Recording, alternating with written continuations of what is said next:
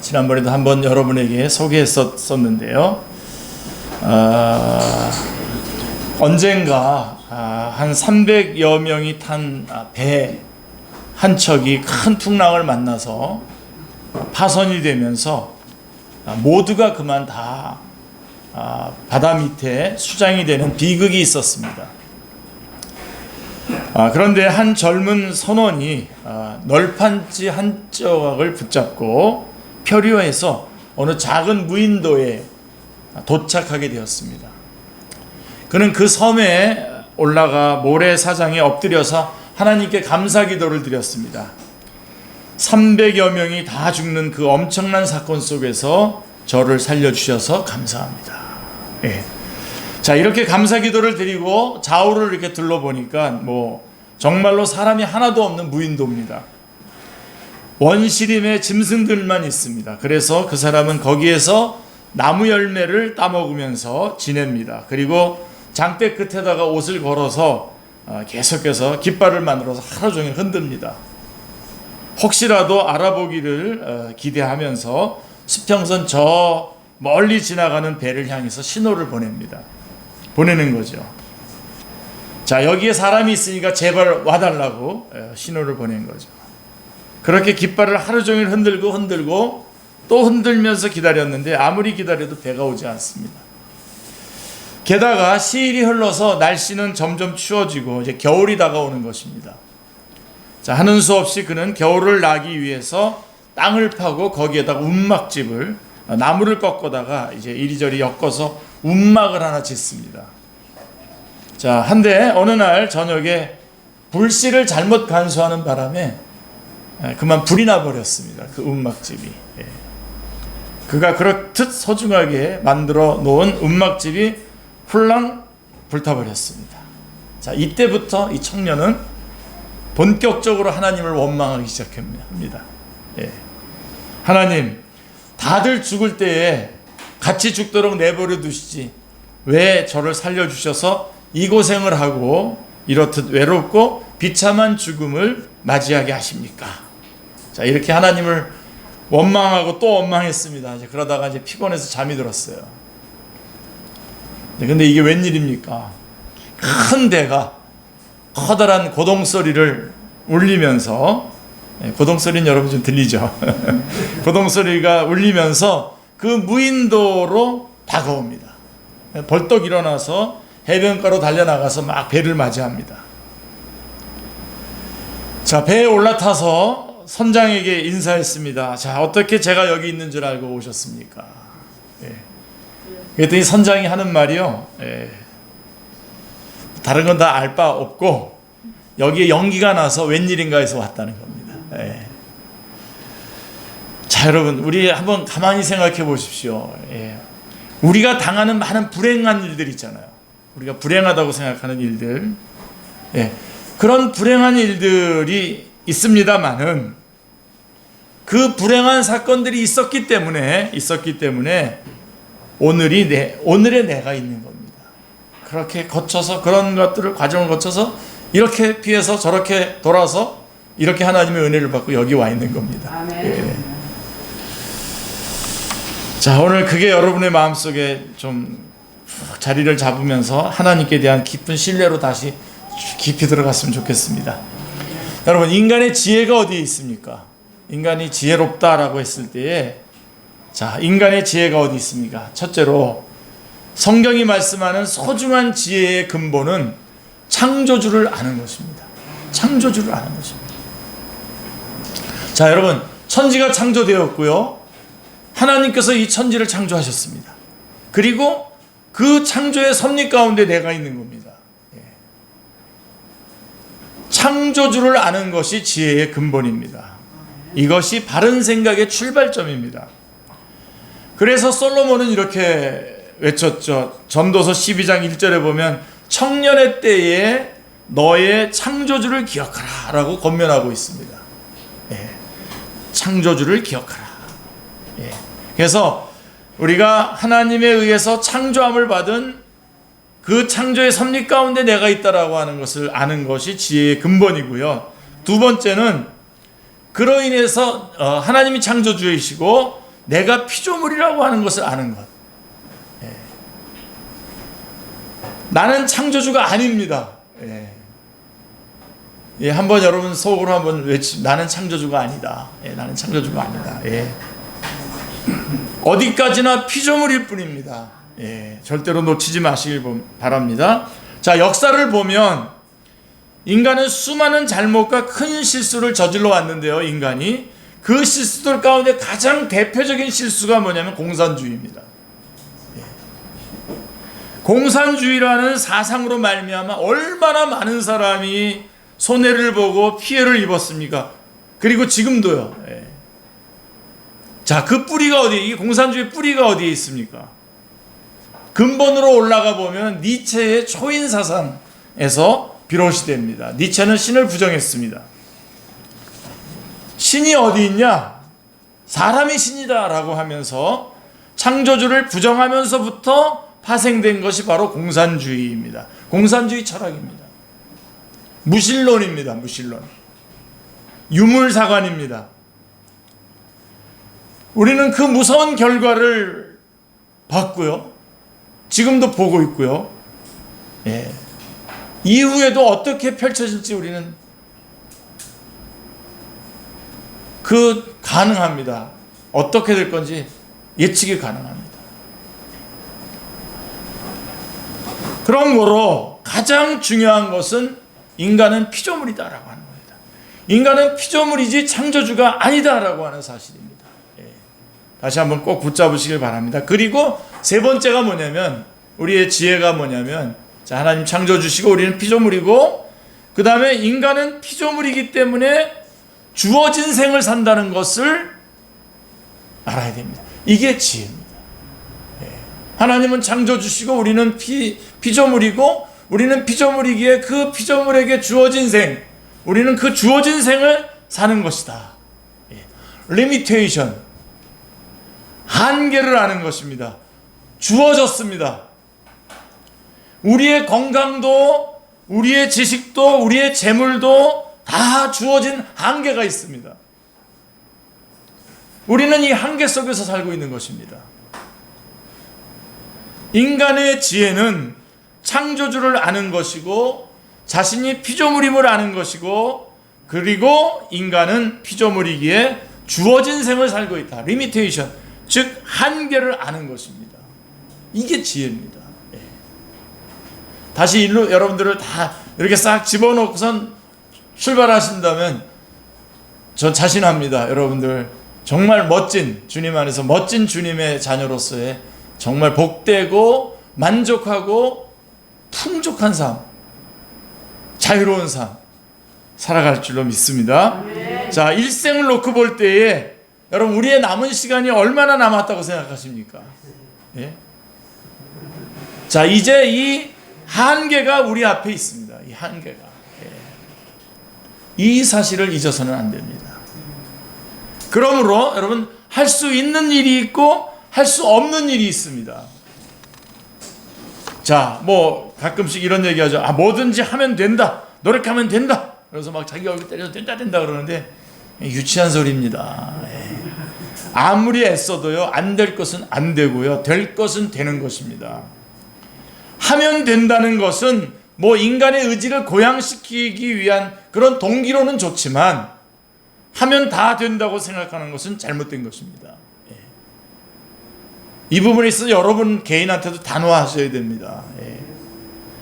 안 될 것은 안 되는 것을 아는 것, 안 될 것은 안 된다는 것을 아는 것, 이것이 바로 우리 인간의 마땅한 도리입니다. 마땅한 도리. 자, 여러분, 제가 뭘 얘기하려고 하는지 여러분 대충 이제 감을 잡으시는 것 같습니다. 자, 탈무드에서 말하는 행복, 사람의 행복 세 가지가 있어요. 탈무드가 말하는, 이스라엘 사람들의 지혜를 모아놓은 탈무드에는 사람의 행복 세 가지가 나오는데요. 그 첫 번째가 뭐냐면 일이 있다는 것입니다. 일이 있는 사람이 행복한 겁니다. 예. 자, 일거리가 있다는 것은 그 사람이 그 일을 할 수 있다는 뜻입니다. 예. 또 어떤 가능성이 있기 때문에 그에게 일거리가 주어지는 것이죠. 예. 자, 여러분 직장 다닐 때는 그저 오늘은 좀 쉬었으면 좋겠다 싶고 휴일이 좀 빨리 돌아왔으면 좋겠고, 아유, 빨리 그냥 은퇴했으면 좋겠다 싶을 때가 있죠. 예. 하지만 막상 은퇴해 보십시오. 예. 금방 생각이 바뀝니다. 출근하는 사람들이 그렇게 부러울 수가 없습니다. 예. 일이 있다는 것, 물론 힘듭니다. 일이 있다는 건 물론 힘듭니다. 그래도 일이 있다는 것은 삶의 존재의식을 갖게 하는 것입니다. 일이 없다는 것은, 할 일이 없다는 것은 그만큼 쓸모가 없다는 뜻입니다. 사람은 어쨌든 일이 있어야 됩니다. 일이 있다는 사실 그 자체가 행복의 요소임을 잊지 말아야 됩니다. 예. 그리고 둘째로 이 탈무드는 이렇게 얘기합니다. 그 일을 즐겨야 된다는 겁니다. 예. 일이 있다는 것이 그 자체가 행복이지만 그 일을 즐겨야 돼. 이게 두 번째가 중요해요. 이게 그 일을 즐겨야 한다는 것입니다. 일을 해도 억지로 하고 죽지 못해서 하고 만부득이 위해서 하고 돈을 벌기 위해서 하고 목구멍이 포도청이라니까 먹어야 되니까 하고 곤란하죠. 이렇게 되면 예. 잘못된 일입니다. 일을 즐겨야 됩니다. 예. 통계적으로 봐도 일을 즐기는 사람들이 오래 삽니다. 예. 예술가들 보면요, 예. 그림 그리는 사람들 오래 삽니다. 100세가 되도록 삽니다. 예. 왜 그렇습니까? 일을 즐기는 겁니다. 이 그림을 걸어서 뭐 어떤 돈을 벌겠다는 게 아니라 그 일이 즐거운 거예요. 그 일을. 예. 그림 그리는 것을 그저 즐기는 겁니다. 예. 음악을 하는 사람들도 보시죠. 만약에 여러분 돈 벌기 위해서 음악을 한다면 그 사람 미치지 않겠습니까? 예. 돈이 안 되면. 그러나 그들은 음악 자체를 즐깁니다. 돈은 뒤따라오는 겁니다. 즐기면서 살기 때문에 오래 사는 것이죠. 예. 작곡가, 지휘자, 화가 다 그런 사람들이 그렇습니다. 다 일을 즐기는 사람들입니다. 사실 목사님도 여기 포함시켜주면 좋은데 예. 예. 일을 직업으로 생각하지 않고 노동으로 생각하지 않고 일을 취미로 생각했습니다. 즐거움입니다. 예. 자, 이렇게 생각하고 사는 것이 행복의 비결입니다. 예. 행복한 삶의 비결인데요. 자, 그 다음에 이제 자, 일이 있어야 되고 일을 즐겨야 되고 그 다음에 탈무드는 이렇게 얘기합니다. 가진 것에 만족해야 된다는 겁니다. 가진 것에 만족해야 된다. 이게 제일 엄청 중요합니다. 이게. 예. 자, 얼마를 살든 주어진 것에 만족해야 합니다. 예. 내게 주어진 건강에 만족하고 내게 주어진 지능과 지식도 만족하게 여겨야 합니다. 지위든 물질이든 우리가 소유한 것은 다 주어진 것입니다. 다 주어진 것입니다. 얼마를 가졌던 만족하게 살아야 합니다. 내가 가진 것이 소중한 것입니다. 예. 더 많이 가지겠다고 욕심을 내지 말고요. 가진 바를 소중히 여기는 것이 행복의 근본입니다. 예. 자, 이렇게 랍비들은 가르쳤습니다. 예. 자, 오늘 본문에 보세요. 오늘 본문의 6절을 보시면 여러분 6절 말씀 다 암송하시고 평생토록 적용하면서 하시길 바랍니다. 내게 줄로 재어준 구역은 아름다운 곳에 있으며 나의 기업이 실로 아름답도다. 예. 중요한 말씀입니다. 예.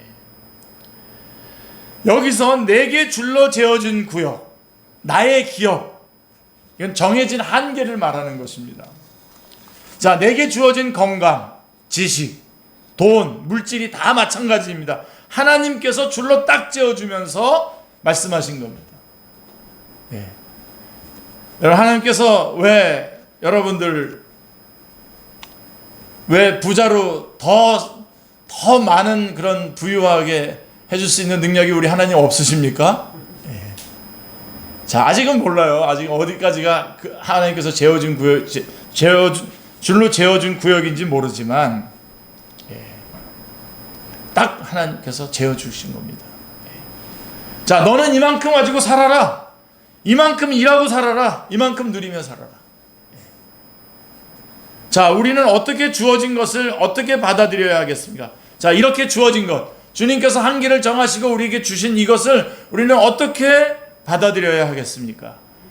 하나님께서 내게 주셨고 그리고 그곳은 아름다운 것입니다. 예, 이렇게 하나님께서 내게 주셨고 그것은 아름다운 것입니다 라고 고백하는 그런 마음, 그런 감사, 그런 간증이 하나님의 사람의 기본적인 자세입니다. 잠언 16장 9절을 보세요. 이 구절도 같이 암송하세요, 여러분. 사람이 마음으로 자기의 길을 계획할지라도 그 걸음을 인도하시는 이는 여호와시니라. 사람이 이 모양 저 모양으로 계획하고 노력하지만 마지막에 보면 줄로 재어주신 데가 딱 있습니다. 여기까지만 내 것이다. 이것만 내가 할 수 있는 일이다. 이걸 빨리 알고 그에 합당하게 살아가는 것. 그렇게 합당하게 살아가는 것을 살아가는 거죠. 줄로 재어주신 구역에 대해서 감사하고 행복해하고 즐기고 또 나아가서 찬양해야 됩니다. 이렇게 하나님을 찬양하는 마음으로 살아가야 할 것입니다. 자, 여러분, 제가 지난번에도 한번 여러분에게 말씀드렸는데 재밌게 말씀드렸었는데요. 유명한 미국의 초대 대통령 조지 워싱턴이 어렸을 때에 이런 일이 있었습니다. 어느 날 저녁에 그가 어머니의 손을 잡고서 이제 장을 보러 갑니다. 자, 온갖 과일들이 쌓여 있는 그 가게 앞에, 과일 가게 앞에를 지나가는데 이 어린 워싱턴이 거기에 딱 섭니다. 잔뜩 쌓아놓은 빨간 앵두 더미 앞에 딱 멈춰서서 떠나지 않습니다. 딱 서 있어요. 먹고 싶은 거죠. 자, 어머니가 아무리 가자고 해도 안 갑니다. 옛날에 제가 이렇게 시장 따라가가지고 땡깡 부렸던 것과 비슷합니다. 근데 딱 가서 서 있어요, 그 앞에. 자, 그 모습을 보다가 주인이 묻습니다.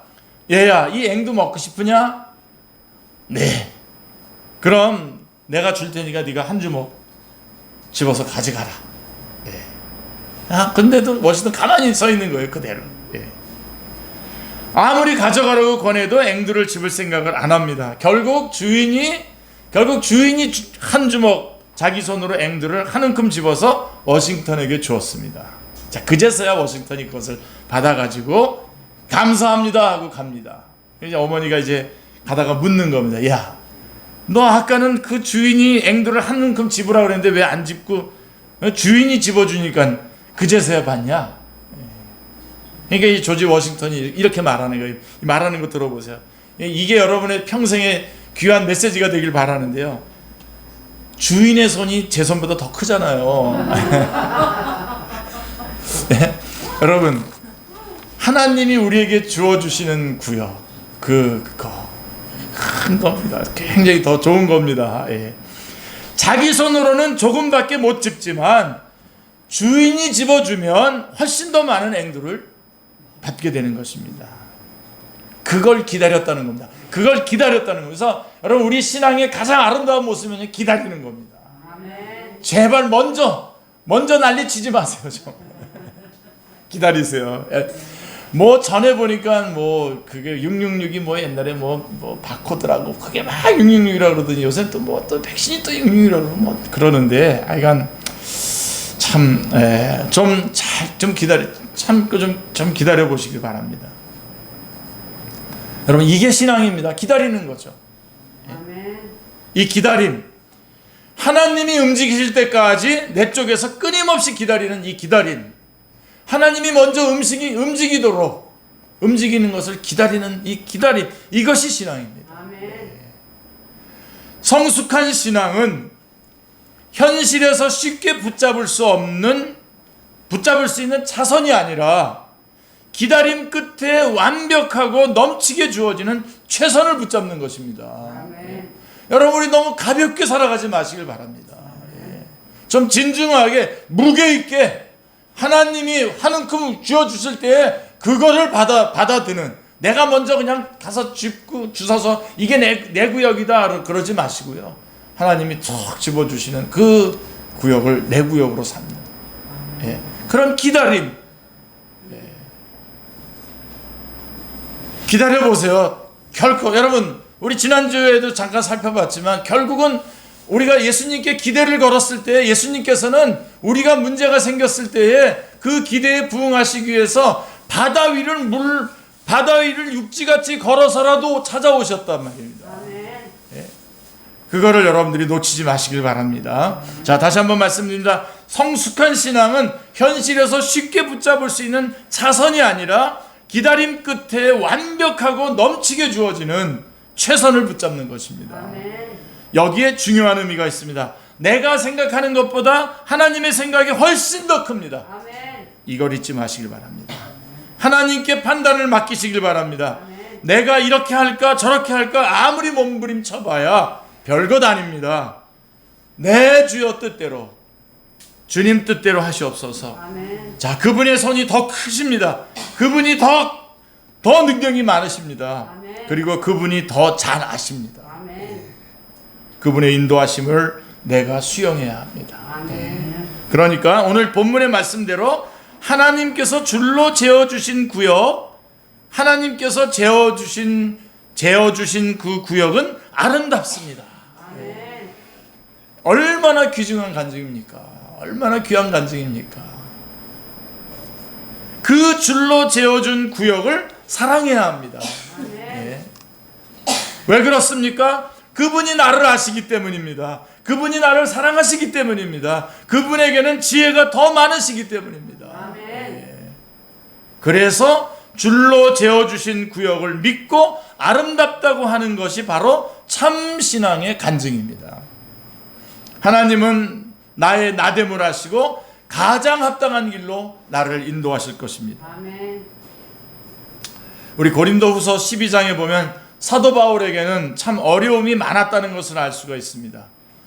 전도자에게는 좋은 환경을 비롯해서 여러 가지로 필요하겠지만 가장 절대적으로 필요한 것이 건강이지 않습니까? 특별히 이 사도 바울은 많은 선교 여행을 다녔는데요.